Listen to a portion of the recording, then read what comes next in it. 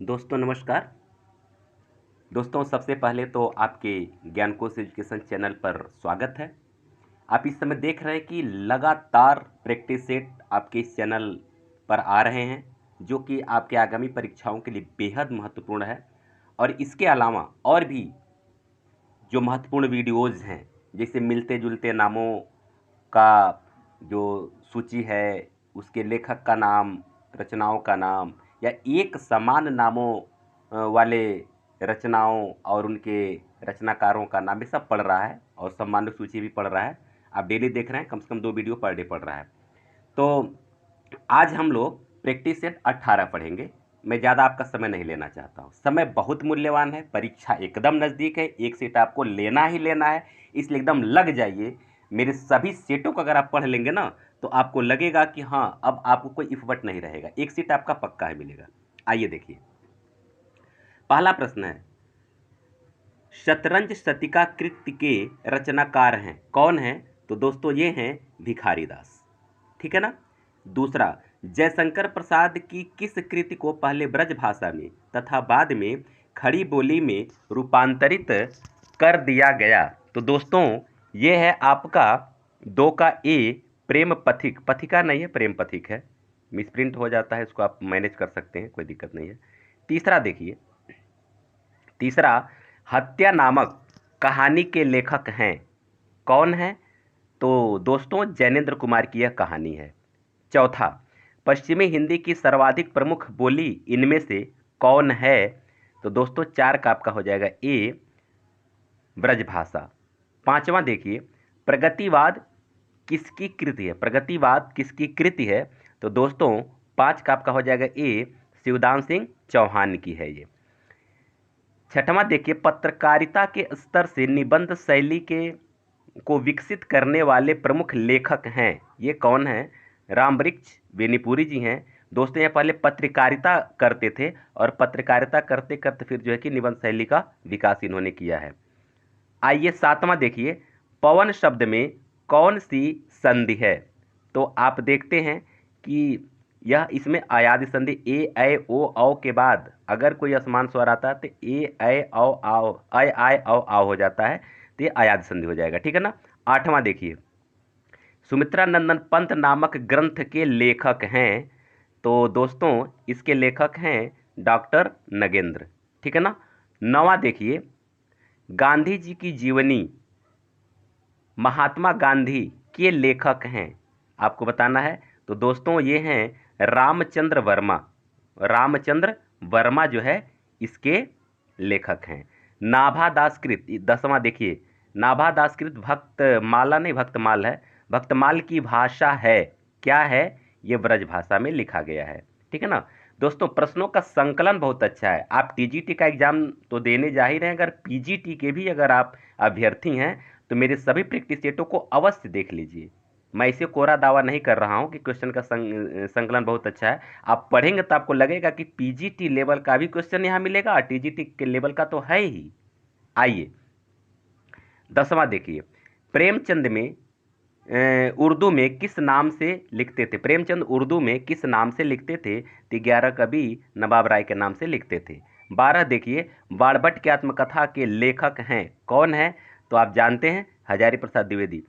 दोस्तों अगर मेरे चैनल पर नए हैं तो इसको सब्सक्राइब कर दीजिए, लगातार आपको 2 वीडियो मिलता रहेगा, प्रतिदिन मिलता रहेगा। और आप अगर हमारे चैनल पर हैं यानी पहले से हैं तो उसको लाइक और शेयर करना मत भूलिए। लाइक शेयर सब्सक्राइब सभी लोग कीजिए प्लीज़, यही हम लोगों का इनाम है, यही हम लोगों का प्रसाद है। और वो आप करते रहेंगे तो सावर्धन हम लोगों का होता रहेगा और उसके बाद से आपको इसी तरह से लगातार वीडियो बनते रहेंगे और आपका बहुत अच्छा स्नेह और सहयोग इस चैनल के साथ है।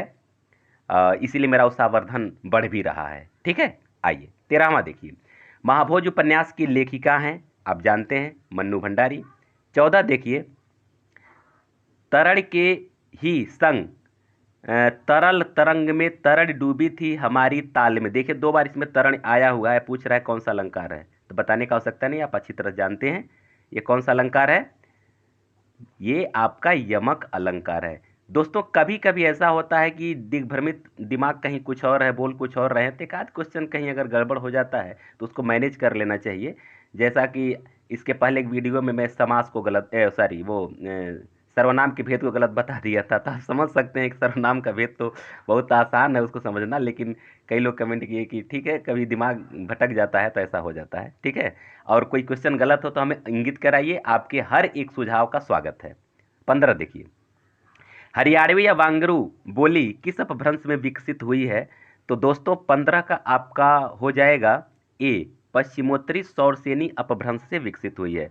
116 देखिए, 16 नंबर का क्वेश्चन, वैशाली की नगरबधु नामक उपन्यास के लेखक हैं आचार्य चतुर्सेन शास्त्री। 17 देखिए, कठगुलाब किसकी रचना है? ये बार बार पूछा जाता है दोस्तों, कठगुलाब किसकी रचना है? तो आप खूब अच्छी तरह से जानते हैं कि मृदुला गर्ग का है, ठीक है ना, सी, इसका ऑप्शन सी हो जाएगा। 18 देखिए, निराला की जूही की कली उदाहरण है, किसका उदाहरण है? तो दोस्तों ये मुक्त छंद का उदाहरण है, क्योंकि मुक्त छंद की शुरुआत इसी रचना से मानी जाती है। 19 देखिए, या लकुटी और कामरिया पर राज तिहुपुर को तजदारों में प्रयुक्त छंद है, कौन सा छंद है? तो दोस्तों ये सवैया छंद है। 20 देखिए, भूषण का वास्तविक नाम क्या था? तो भूषण का वास्तविक नाम घनश्याम है, कहीं कहीं पतिराम या पतिराज भी मिलता है, इसको भी याद रखिएगा, लेकिन घनश्याम सबसे ज़्यादा प्रामाणिक है। 21 देखिए, स्थावर का विलोम क्या है? तो स्थावर के विलोम होता है दोस्तों जंगम। 22 देखिए, मोक्ष की इच्छा रखने वाला के लिए प्रयुक्त एक शब्द है, तो 22 के लिए है सी, मुमुक्ष। मुमुक्ष जो है यह इसके लिए एक शब्द है। 23, पंत की पहली रचना है, क्या है? तो गिरजे का घंटा है दोस्तों, आप अच्छी तरह जानते हैं।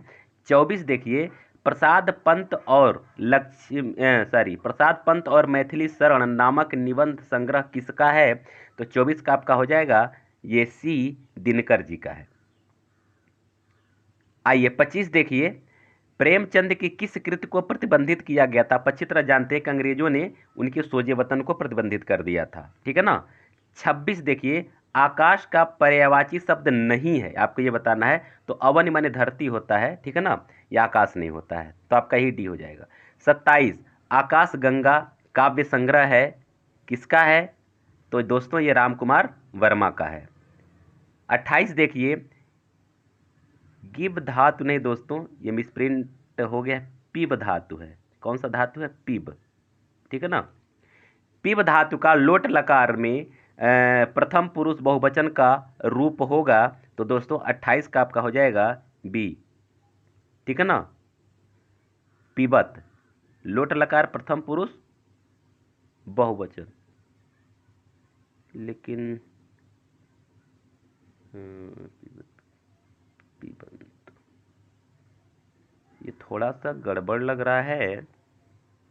अच्छा ठीक है, इसको हम देख करके क्लियर करके बता देंगे। अगर आपको कहीं कुछ दिक्कत हो तो पीबंत होना चाहिए, सॉरी ये गलत हो लग रहा है, पीबंत होना चाहिए, हमें लग रहा है पीबंतु है, ठीक है ना। वैसे कहीं कोई दिक्कत होगा तो आप हमें कमेंट करके बता सकते हैं, लेकिन पीबंतु ही मुझे लग रहा है कि है, ठीक है, यही सही है। आइए 29 देखिए, द्विवेदी युग के सर्वश्रेष्ठ गीतकार माने जाते हैं, तो 29 का है दोस्तों सी। 30, शिकार संबंधी रोचक निबंधों के रचनाकार हैं, तो आप जानते हैं श्री राम शर्मा, ठीक है ना। 31 देखे, प्रगतिशील लेखक संघ की स्थापना कब की गई?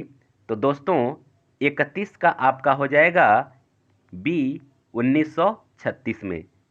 32 देखिए, सप्तपर्णा किसकी कृति है? तो दोस्तों 32 का आपका हो जाएगा सी, महादेवी वर्मा का। 33 देखिए, आलसियों का कोड़ा नहीं कीड़ा होना चाहिए, आलसियों का कीड़ा, ठीक है ना, आलसियों का कीड़ा किसकी रचना है? तो आप इसको अच्छी तरह जानते हैं, सितारे हिंद जी की है, ठीक है ना। 34 देखिए, किस महाकाव्य को विद्वानों के लिए औषधि माना गया? बहुत अच्छा प्रश्न है, तो नैषधीय चरित्र जो है विद्वानों के लिए औषधि माना गया है। 35 देखिए, नागरिक प्रचारणी सभा की स्थापना हुई थी, आप इसे जानते हैं, अक्सर पूछा भी जाता है, 1893 ईस्वी में। दोस्तों प्रश्नों का संकलन अगर आपको अच्छा लग रहा हो तो लाइक और शेयर करना मत भूलिएगा, सब्सक्राइब भी कर लीजिएगा। 36, रीतिकाल को श्रृंगार काल कहा है, किसने कहा है? तो दोस्तों 36 का आपका हो जाएगा बी, आचार्य विश्वनाथ ने। 37 देखिए, प्रजा हितैषी नामक पत्र के संपादक थे, कौन थे? आप जानते हैं, राजा लक्ष्मण सिंह। 38 देखिए, उद्धव शतक के लेखक कौन हैं? तो उद्धव शतक के लेखक हैं रत्नाकर जी हैं, ठीक है ना। आइए 39 देखिए, वक्रोवित काव्य जीवितम कहकर वक्रोक्त को ही काव्य की आत्मा स्वीकार करने वाले आचार्य हैं, तो ये हैं कुंतक, ठीक है ना। आगे देखिए 40, किस रचना में कुट्टनियों का वर्णन किया गया है? तो दोस्तों 40 का है डी, रत्नावली में। इस क्वेश्चन को आप कहीं एक बार और देख लीजिएगा। फिलहाल तो मैं 99.99% आश्वस्त हूँ कि यही है, लेकिन अगर कोई दिक्कत हो तो हमें कमेंट करके जरूर बता दीजिएगा, ठीक है ना। 41 देखिए, अंधा युग के लेखक हैं, कौन है? तो दोस्तों ये हैं धर्मवीर भारती। 42 देखिए, दलित साहित्य का चर्चित लेखक कौन है? आप खूब अच्छी तरह जानते हैं, ओम प्रकाश वाल्मीकि हैं। आइए 43 देखिए, निम्नलिखित में पुल्लिंग शब्द है, क्या है पुल्लिंग? तो 43 का आपका हो जाएगा सी, सारस, ठीक है ना। सारस जो है ये पुल्लिंग का शब्द है, बाकी अनाज जो स्त्रीलिंग के अंतर्गत आते हैं।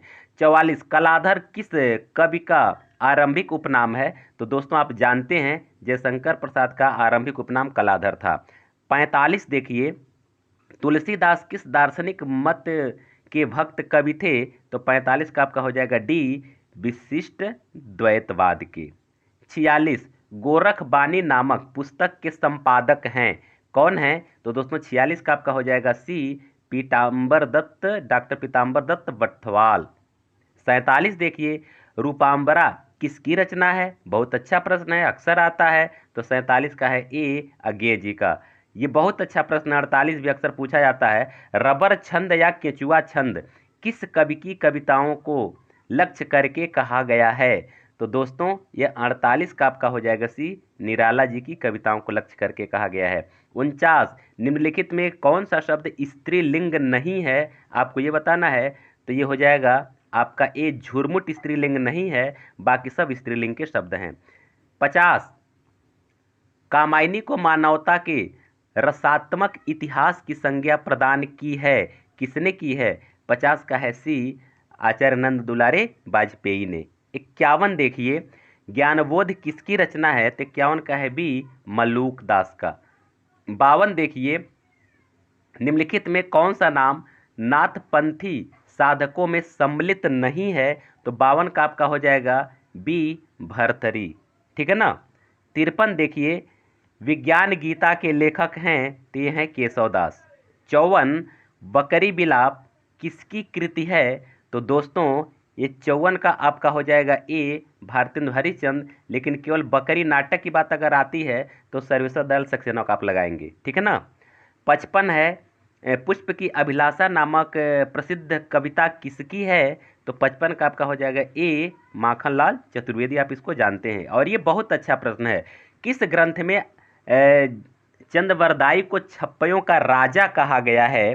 तो दोस्तों ये जो है कि शिव सिंह सरोज में, यानी कि ए, इसमें जो है चंद्रवरदाई को छप्पयों का राजा कहा गया है। आइए 57 देखिए, निम्नलिखित में कौन गिरजा कुमार माथुर की कृति नहीं है? आपको ये बताना है। तो दोस्तों ये है डी, चांद का मुंह टेढ़ा मुक्तिबोध जी का है, ये उनका नहीं है। 58 देखिए, पंत को किस काव्यकृति पर ज्ञानपीठ पुरस्कार मिला था? आप अच्छी तरह से जानते हैं किस पर मिला था, चिदंबरा पर मिला था। भारतेंदु युग 59, भारतेंदु युग का कौन सा कवि पुष्ट मार्ग में दीक्षित था? तो दोस्तों ये स्वयं ही दीक्षित थे, यानी भारतेंदु हरिश्चंद्र जी ही दीक्षित थे। 60 देखिए, आत्मबोध किसकी रचना है? तो दोस्तों आत्मबोध गोरखनाथ की रचना है। 61 देखिए, आदिकाल को बीज वपन काल किसने कहा है? आप इसको जानते हैं, अच्छी तरह से जानते हैं, महावीर प्रसाद द्विवेदी जी ने कहा है। 62 देखिए, अलंकार संप्रदाय के प्रवर्तक कौन है? तो दोस्तों भामा जो है कि अलंकार संप्रदाय के प्रवर्तक माने जाते हैं। 63 देखिए, हृदय का मधुभार बहुत अच्छा है, काव्य रचना किसका, अक्सर पूछा भी जाता है। तो दोस्तों 63 का हो जाएगा ए, या आचार्य रामचंद्र शुक्ल जी की रचना है ये, ठीक है ना। दोस्तों चैनल को लाइक, शेयर और सब्सक्राइब करना मत भूलिएगा। 64 देखिए, हल्दी घाटी वीर रस प्रधान प्रबंध काव्य है, किसका है? तो दोस्तों 64 का ए, श्याम नारायण पांडे का। 65 देखिए, मोर का पर्यायवाची है, क्या है? तो कलापी होता है, 65 का ए, ठीक है ना। आइए 66 देखिए, कला परिच्छेद के रचनाकार हैं? तो 66 का आपका हो जाएगा ए दंडी। 67 उज्ज्वल में प्रयुक्त संधि है, संधि पूछ रहा है कि कौन सी संधि इसमें है, तो व्यंजन संधि, क्योंकि उत धन ज्वल होता है तो व्यंजन संधि हो जाएगा। 68 देखिए काव्य रसायन किसकी रचना है? तो देव की रचना है। 69 गड़बड़ घोटाला कौन सा शब्द है? तो दोस्तों ये देशज शब्द है। 70 देखिए महाकवि सूरदास किसकी आलोच्य कृति है? तो दोस्तों ये है आचार्य नंद दुलारे वाजपेयी का। 71 देखिए मौर्य विजय किसकी रचना है? आप जानते हैं 71 का भी सियाराम शरण गुप्त जी का है, जो मैथिली शरण गुप्त के भाई थे। शोकाकुल में समास है 72, 72 का है ए शोक से आकुल, यानी कि आपका तत्पुरुष समास हो जाएगा। 73 देखिए इनमें से आचार्य मम्मट की रचना, ये बार बार पूछा जाता है और आप जानते भी हैं, तो 73 का आपका हो जाएगा डी काव्य प्रकाश। 74 देखिए कपटी मित्र किस मुहावरे का सही अर्थ है? तो दोस्तों 74 का आपका हो जाएगा सी आस्तीन का सांप।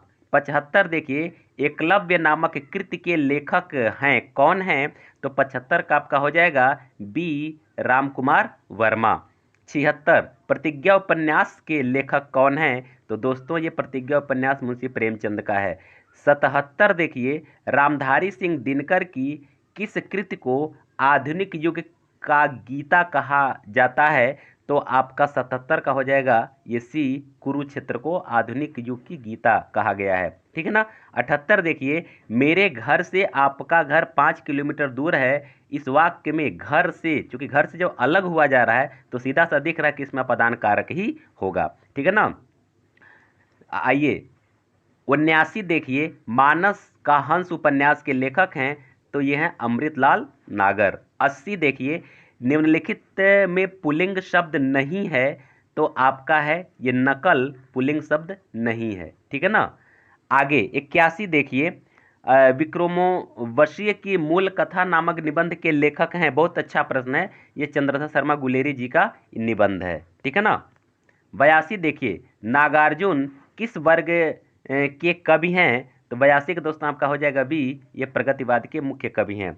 83 देखिए महावीर प्रसाद द्विवेदी और हिंदी नवजागरण के लेखक हैं, तो 83 का आपका हो जाएगा ए रामविलास शर्मा।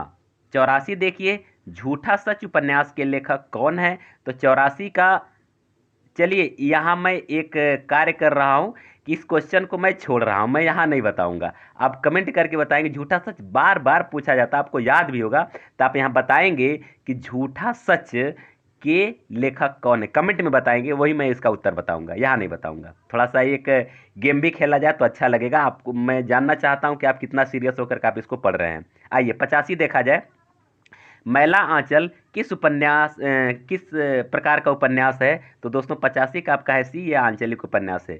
86 देखा जाए वह अपनी कक्षा का सर्वाधिक प्रतिभाशाली छात्र है, ये टीजीटी में पूछा जा चुका है दोस्तों, बहुत इंपॉर्टेंट है, इसको ध्यान से पढ़िएगा। और वाक्य का बिना अर्थ बदले निम्नलिखित में कौन सा नकारात्मक उपवाक्य होगा? तो जितना पढ़ेंगे उतना ही दिमाग घूमेगा, लेकिन इसका सही उत्तर होगा 86 का बी, उसके समान अपनी कक्षा में कोई प्रतिभाशाली छात्र नहीं है, ठीक है ना। 87 देखिए निम्नलिखित मिश्र वाक्यों में कौन सा विशेषण उपवाक्य, यह भी जो है कि टीजीटी में पूछा जा चुका है, ठीक है ना। तो ये देखिए दूसरा बी वाला है, मैं लखनऊ जो उत्तर प्रदेश की राजधानी है, एक ऐतिहासिक नगर है, यही जो है यह विशेषण उपवाक्य के अंतर्गत आएगा। 88 देखिए निम्नलिखित वाक्य में उचित रिक्त स्थान की पूर्ति के लिए नीचे दिए गए विकल्पों में से एक उचित विकल्प चुनिए। तो 88 युवा असंतोष के कारण निरंतर खाली स्थान वृद्धि है, इसका सही विकल्प क्या होगा? तो युवा असंतोष का जो कारण है वह सही कारण है भ्रष्टाचार, भ्रष्टाचार की वृद्धि, ठीक है ना। 89 देखिए ई प्रत्यय किस शब्द में नहीं है? तो दोस्तों चमेली में प्रत्यय नहीं है, बाकी तीनों में है। 90 देखिए प्राचीन शब्द का विलोम है, 90 का आपका हो जाएगा बी अर्वाचीन। 91 शुद्ध रूप कौन सा है? तो 91 का है ए तादात्म्य, ऐसे ही लिखा जा सकता है, यही शुद्ध रूप है। 92 शिव का कौन सा अर्थ नहीं है? तो दोस्तों इसका हो जाएगा सी, चक्रपाण उनका अर्थ नहीं, विष्णु का पर्यायवाची है ये। कारक के भेद होते हैं, कितने भेद होते हैं ये बताने की आवश्यकता तो नहीं है, आप जानते हैं 8 भेद होते हैं।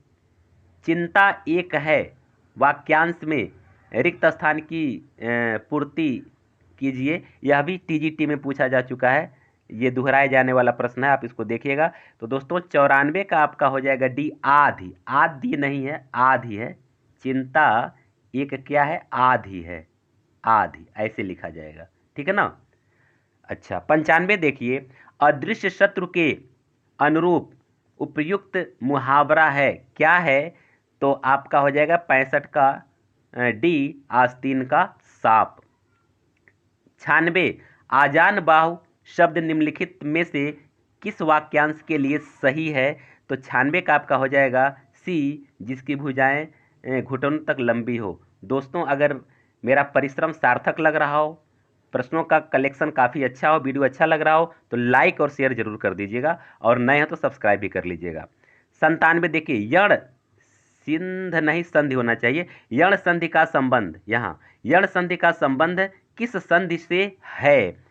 तो ये हो जाएगा 97 का सी, स्वर संधि, ठीक है ना। स्वर संधि के प्रकार में यण संधि आता है, ठीक है। 98 देखिए, जय पराजय में कौन सा समास है? तो 98 का है जय और पराजय यानी कि द्वंद्व समास।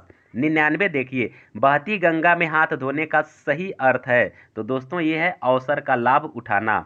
100 देखिए, निम्न में कौन सा शब्द स्त्रीलिंग का नहीं है? तो दोस्तों ये आपका है 100 का डी, दिन स्त्रीलिंग का शब्द नहीं है, बाकी तीनों स्त्रीलिंग के शब्द हैं। 101 देखिए, संवाद शब्द में कौन सा उपसर्ग है? तो 101 का आपका हो जाएगा बी, सम, म हलंत होगा। कहीं अगर म पूरा दिया हो विकल्प में तो उसको देख लीजिएगा, ध्यान दीजिएगा, जल्दबाजी में गलती मत कीजिए, म हलंत होना चाहिए। 102 देखिए, जागृति शब्द में कौन सा प्रत्यय है?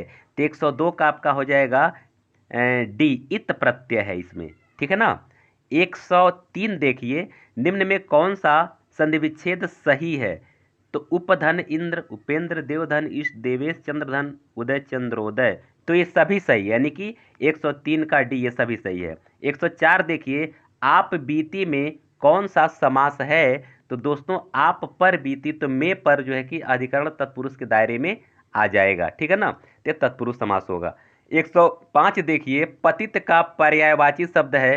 तो दोस्तों पतित का पर्यायवाची शब्द है अधोगामी। यहाँ थोड़ा सा हम आपको रोकेंगे, कभी कभी पापी लगता है, ठीक है ना, लगता है कि पापी, पतित माने जिससे कि पाप होता है, न कि पापी। जिसे पतित पावनी माने पाप को धोने वाले, पतित पावनी गंगा माने पाप को धोने वाली गंगा, तो पापी नहीं, ध्यान दीजिएगा।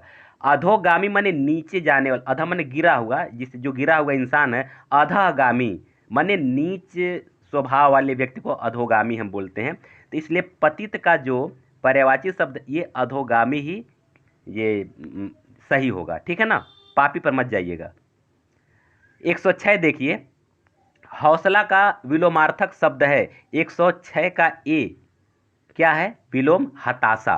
107 देखिए, जो बांटा न जा सके क्या है? अभाज्य। 108 देखिए, दुकाल का उपसर्ग है? तो इसमें है दु उपसर्ग है, काल के आगे दु प्रत्यय उपसर्ग जोड़ा गया है, ठीक है ना। क्षत्रिय का प्रत्यय है, क्या है? क्षत्रिय का प्रत्यय आपका हो जाएगा ईय प्रत्यय है क्षत्रिय में, ठीक है ना। निर्जन का संधि विच्छेद है? तो निह धन जन, ये आपका डी वाला विकल्प सही हो जाएगा। 111 देखिए, साधु धन इति में संधि होने पर बनता है, क्या होता है? आपका डी, साध्वित। क्या होता है? साध्वित। ये यण संधि के नियम में आएगा। 112 देखिए, ब्रू धातु का विधिलिंग मध्यम पुरुष द्विवचन का रूप होता है? 112 का हो जाएगा डी, ब्रूयात। 113 देखिए, संबोधन और प्रथमा विभक्ति के किस वचन में अंतर होता है? 113 का हो जाएगा 113 का हो जाएगा ए, यह एक वचन में ही थोड़ा सा अंतर होता है, बाकी द्विवचन बहुवचन सीधे सीधे वो प्रथमा का बहुवचन हम उसको संबोधन में लिख देते हैं। 114 देखिए, चुर धातु का संबंध निम्नलिखित में से क्या सही कथन है चुर धातु के संबंध में? तो 114 का आपका हो जाएगा बी, चुर धातु से स्वार्थ में ऋत होता है। ठीक है, अगर कोई दिक्कत हो तो हमें कमेंट करके जरूर बता देंगे। किसी प्रश्न में कोई दिक्कत हो तो कमेंट करके बता देंगे, आपके कमेंट का स्वागत है। हम सब लोग मिल करके कुछ ऐसे प्रश्न जिसका सॉल्यूशन सही नहीं मिल पा रहा है कहीं, तो हम सब लोग मिल करके करेंगे तो अच्छा हो जाएगा। ठीक है ना, और सही मिल ही जाएगा। 115 का देखिए, 115 का हो जाएगा रूपक के कितने भेद होते हैं? तो दोस्तों ये सी होते हैं, यानी 10 भेद होते हैं, 10 भेद। ठीक है। 116 देखिए, क्रिया अकर्मक होती है जब, गलत विकल्प का चुनाव करना है, जब कर्म शब्दों से लिखा न हो। ठीक है ना। आगे 17 देखिए, यथामति शब्द में कौन सा समास है? तो 117 का हो जाएगा ए, अव्यय है क्योंकि यथा इसमें अव्यय है। ठीक है ना। आइए 118 देखा जाए, कर्म में उक्त होने पर कर्ता में कौन सी विभक्ति होती है? तो 118 का हो जाएगा डी, ये तृतीया विभक्ति होती है। 119 देखिए, अकारांत पुल्लिंग प्रथम शब्द का तृतीया विभक्ति बहुवचन में क्या होता है? तो 119 का आपका हो जाएगा सी, प्रथमैः। 120 देख लीजिए, निम्नलिखित संधि निम्नलिखित में किसमें अवश्य करनी चाहिए? तो 120 का आपका हो जाएगा डी, उपयुक्त सभी में, क्योंकि धातु उपसर्ग में भी संधि की आवश्यकता पड़ती है, समास में भी पड़ती है और एक पद में भी पड़ती है। ठीक है ना, तो ये हो जाएगा आपका डी, उपयुक्त सभी में। 121 देखिए, शिवराज विजय के प्रथम विराम में कितने निश्वास हैं? तो दोस्तों इसके सभी निश्वासों में, सभी विराम में ये 4-4 निश्वास होते हैं, यानी कि 4 हो जाएगा बी। आइए 122, मेघदूतम में प्रयुक्त छंद के प्रत्येक चरण में कितने अक्षर होते हैं? तो 122 का आपका हो जाएगा डी। ठीक है ना, क्योंकि इसमें मंदाक्रांता छंद का प्रयोग किया गया है और मंदाक्रांता छंद के प्रत्येक चरण में 17-17 अक्षर होते हैं, मतलब 17-17 वर्ण होते हैं। ठीक है। आइए 23 देखिए, ध्यानावस्थितैर्भवाहन शैर्न ज्ञायते काल वेग, यह उक्ति किस ग्रंथ से संबंधित है? तो 123 का है सी, ये 123 का सी, शिवराज विजय, शिवराज विजय का ये पंक्ति है। 124 देखिए, शीतोष्ण शब्द में क्या समास है? शीतोष्ण, तो शीत और उष्ण। ठीक है ना, ये क्या हो जाएगा? द्वंद्व समास। और 125 आज की सेट का ये अंतिम प्रश्न, जब कोई क्रिया कृदंत रूप से प्रकट की जाती है तो उस क्रिया के कर्ता अथवा कर्म में कौन सी विभक्ति का प्रयोग होता है? तो दोस्तों यह जो है कि षष्ठी विभक्ति इसमें दिया हुआ है, लेकिन आप भी थोड़ा सा इस पर ध्यान देंगे, अगर कहीं मिलेगा तो हमें कमेंट करके बताएंगे, क्योंकि आंसर में षष्ठी विभक्ति ही दिया हुआ है। ठीक है, तो दोस्तों इस तरह से आप लोगों के सामने जो क्वेश्चन है वो काफ़ी अच्छा है, आप इसको देख भी रहे हैं। और किसी क्वेश्चन में कोई अगर दिक्कत हो तो आप हमें, कोई डाउट हो तो हमें कमेंट करके ज़रूर बता दें। लेकिन दोस्तों मैं आपके विश्वास के लिए मैं बता देना चाहता हूं, मैं 4-5 किताब को लेकर के बैठता हूं, क्वेश्चन हल करता हूं, उसके बाद फिर मैं इसका वीडियो बनाता हूं। लेकिन फिर भी हो सकता है कि एक आध क्वेश्चन कहीं न मिले, या कहीं गलती से हमारे बोलने में कहीं कोई अगर त्रुटि हो जाए तो शायद गलती हो सकता है, क्योंकि हम भी इंसान हैं। और दोस्तों आप तो जानते हैं कि माध्यमिक शिक्षा चयन बोर्ड से हर साल जो पेपर होते हैं 5-7 क्वेश्चन तो ऐसे ही गलत हो जाते हैं, तो मैं उसकी बात नहीं कर रहा हूं, क्योंकि हमें ऐसा करना है कि हमें 99.99% सही आंसर ही देना है, यहाँ तक कि 100% के दायरे में मैं बात कर रहा हूँ। ठीक है ना, तो चलिए ठीक है, आपका बहुत ज़्यादा प्यार और स्नेह मिल रहा है, इसका सहयोग मिल रहा है चैनल पे, आप हमेशा मेरे साथ बने रहें और आपके हर एक कमेंट का स्वागत है, मैं आपके हर एक कमेंट का जवाब भी देता हूँ। आप सभी को बहुत बहुत धन्यवाद। इसका हम लोग कल मिलते हैं अगले प्रैक्टिस सेट के साथ।